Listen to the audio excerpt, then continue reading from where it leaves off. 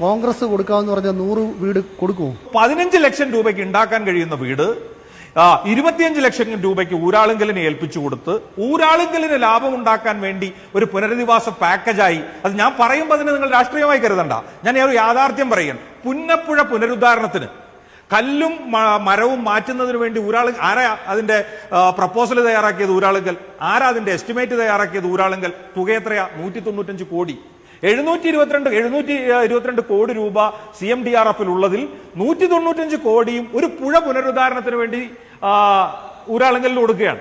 മറുഭാഗത്ത് 15 ലക്ഷം രൂപയ്ക്ക് തീരേണ്ട വീട് 25 ലക്ഷം രൂപയ്ക്ക് കൊടുക്കുകയാണ്. ഇവിടെ ഗവൺമെന്റ് ഇപ്പൊ മുസ്ലിം ലീഗ് വീടെടുത്തതിന്റെ സ്ഥലമെടുത്തതിന്റെ സാങ്കേതിക പ്രശ്നം വലിയ വാർത്തയാണ്. യഥാർത്ഥത്തിൽ അത് പരിഹരിച്ചു കൊടുക്കേണ്ടവരാരാ? ഒരു ഉദ്ദേശശുദ്ധിയോടുകൂടി 100 പേർക്ക് വീടുണ്ടാക്കി കൊടുക്കാൻ ഒരു സംഘടന തയ്യാറായി വന്ന് അവരതിന്റെ ഭൂമി ഏറ്റെടുത്ത് അതിന് നിയമപരമായ ചില പ്രശ്നങ്ങൾ നിൽക്കും. ഗവൺമെന്റ് അത് പരിഹരിച്ചു കൊടുക്കണ്ടേ? അതിന്റെ സാങ്കേതിക പ്രശ്നങ്ങൾ പരിഹരിച്ചു കൊടുത്ത് സുഗമമായി വീടുണ്ടാക്കാനുള്ള അവസരം രൂപപ്പെടുത്തി കൊടുക്കേണ്ട ഗവൺമെന്റ് ഞങ്ങളല്ലാതെ മറ്റാരും ഇത് ഉണ്ടാക്കേണ്ട എന്ന ലക്ഷ്യത്തോടു കൂടി ഇത്തരം ഏത് നീക്കങ്ങൾക്കും വിഘാതം നിൽക്കുകയാണ്. അവിടെയാണ് ഞാൻ സൂചിപ്പിച്ചത്, സർക്കാരിന് ഉദ്ദേശശുദ്ധി ഉണ്ടെങ്കിൽ, ആത്മാർത്ഥതയുണ്ടെങ്കിൽ, പിടിവാശി വെടിഞ്ഞ് ഊരാളുങ്കലിന് പണമുണ്ടാക്കി കൊടുക്കുക എന്ന ഹിഡൻ അജണ്ട വെടിഞ്ഞ് ഈ വിഷയത്തെ അഭിമുഖീകരിച്ചാൽ ഇതിനെല്ലാം പരിഹാരമുണ്ട്. കഴിഞ്ഞ 10 വർഷമായിട്ട് പ്രതിപക്ഷത്തിരുന്നിട്ടും ഇപ്പോഴും കോൺഗ്രസ്സുകാർക്ക് നേരം എടുത്തിട്ടില്ല. വളരെ ലളിതമായിട്ട് കോൺഗ്രസ്സുകാർ മുണ്ടക്കയിലെ ചൂരൽമലയിലെ ആളുകൾക്ക് എത്ര വീട് വെച്ച് കൊടുക്കും, എത്ര വീട് പണി തുടങ്ങി എന്നൊക്കെ ചോദിച്ചു കഴിഞ്ഞാൽ സിമ്പിളായിട്ട് ഞങ്ങൾ 10 വീട് വെച്ച് കൊടുക്കും, ഞങ്ങൾ 5 വീടിൻ്റെ പണി തുടങ്ങി, 1 സ്ഥലം എടുത്തു. ഇത് പറയുന്നതിന് പകരം പിണറായി വിജയൻ ചെയ്യാത്തതും കേരള സർക്കാർ ചെയ്യേണ്ടതുമായിട്ടുള്ള കാര്യങ്ങളെപ്പറ്റി വാദവരാതെ സംസാരിക്കേണ്ട കാര്യമുണ്ട്. അത് നമുക്ക് ചർച്ച ചെയ്യാം. അത് ഓൾറെഡി എന്തായാലും നമ്മൾ സമൂഹത്തിലുള്ള സർക്കാരിനെതിരെയുള്ള കാര്യങ്ങൾ പ്രതിപക്ഷം ചർച്ച ചെയ്യണം, അതിലൊന്നും എതിർപ്പില്ല. പക്ഷേ ഈ ചോദ്യം വളരെ പേഴ്സണലായിരുന്നു. എന്ത് ചെയ്തു കോൺഗ്രസ് എന്ന് ചോദിച്ചു കഴിഞ്ഞാൽ അതിന് മറുപടി പറയണ്ടേ?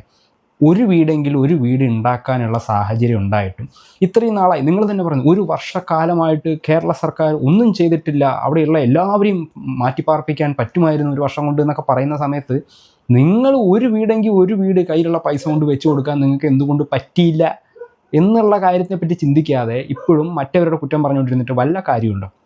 കഴിഞ്ഞ 2 ടേമിലും ഒരു നല്ല പ്രതിപക്ഷമാണ് നിങ്ങൾ എന്ന് പോലും തോന്നിപ്പിക്കാൻ പൊതുജനത്തിനിടയിൽ അങ്ങനെ ഒരു ഇമേജ് പോലും ഉണ്ടാക്കിയെടുക്കാൻ നിങ്ങൾക്ക് ആർക്കും പറ്റിയിട്ടില്ല, കോൺഗ്രസ്സുകാർക്ക്.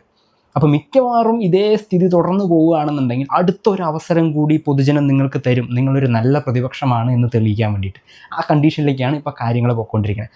അതും BJPയുടെ കരുണയുണ്ടെങ്കിൽ മാത്രമാണ് പ്രതിപക്ഷത്തും മര്യാദയ്ക്ക് ഇരിക്കാൻ പറ്റുള്ളൂ. ഈ അവസ്ഥയിൽ നിങ്ങൾ എന്ത് ചെയ്തു എന്ന് ചോദിച്ചു കഴിഞ്ഞാൽ നിങ്ങൾ എന്ത് ചെയ്തു എന്ന് പറയാൻ പറ്റാതെ വായിൽ പിരിവെട്ടിയിരിക്കുന്ന ഈ കോൺഗ്രസ്സുകാർ ഇപ്പോൾ DYFI 20ഓളം കോടി രൂപ പിരിച്ച് ഗവൺമെൻറ്റിൻ്റെ ഫണ്ടിലേക്ക് ഇട്ട് കൊടുത്തിട്ടുണ്ട്. നിങ്ങൾ എന്തായാലും ഗവൺമെൻറ്റുമായിട്ട് സഹകരിച്ച് മുന്നോട്ട് പോകാൻ താല്പര്യമില്ലാത്ത വ്യക്തികളാണ്. ഒറ്റയ്ക്ക് ചെയ്യാമെന്ന് പറഞ്ഞിട്ടുള്ള ആൾക്കാർ ഒറ്റയ്ക്ക് ചെയ്ത് കാണിച്ചു കൊടുക്കണം. ഈ ഗവൺമെൻറ്റിൻ്റെ തെറ്റായ നയങ്ങൾക്കെതിരെ ഞങ്ങൾ ഇത് ചെയ്തു, ഞങ്ങൾ ഇത്ര വീട് വെച്ച് കൊടുത്തു, എന്തുകൊണ്ട് ഗവൺമെൻറ്റിന് സാധിക്കുന്നില്ല എന്ന് വാലിഡായിട്ട് ചോദിച്ചു കഴിഞ്ഞാൽ ഈ നാട്ടിലെ ആളുകൾ മുഴുവൻ നിങ്ങളുടെ കൂടെ നിൽക്കും, നിങ്ങളാണ് ശരിയെന്ന് മനസ്സിലാക്കും. ഇത് അതിനൊന്നുമുള്ള യാതൊരു വർത്തും ഇല്ലാതെ ഒന്നിനും കൂട്ടിയാൽ കൂടാതെ കിട്ടിയ പൈസ മുഴുവൻ അക്കൗണ്ടിൽ ഭദ്രമാണ്, ഞങ്ങൾ സേഫായി വെച്ചിട്ടുണ്ട്, ഞങ്ങൾ സ്ഥലം നോക്കാൻ വേണ്ടിയിട്ട് പൊക്കോണ്ടിരിക്കുകയാണ് എന്നൊക്കെ മാങ്കൂട്ടത്തിൽ പറയുന്ന പോലത്തെ ഊള വർത്തമാനം പറഞ്ഞു കഴിഞ്ഞാൽ കഴിഞ്ഞ തവണ സംഭവിച്ച അതേ സംഭവം തന്നെ. ചുമ്മാ ഇരുന്നാൽ മതി, 5 വർഷം കഴിയുമ്പോൾ കേരളത്തിലെ ആൾക്കാർ ഭരണം മാറ്റിക്കോളും എന്ന് ചിന്തിച്ചുകൊണ്ടിരുന്നിട്ട് കഴിഞ്ഞ തവണ പണി കിട്ടിയല്ലോ. ഇനി വെറുതെ ഇരുന്നാൽ മതി, 10 വർഷം കഴിയുമ്പോൾ എന്തായാലും ഭരണം മാറും എന്ന് വിചാരിച്ചുകൊണ്ട് അവിടെ തന്നെ ഇരുന്നോ കേട്ടാ.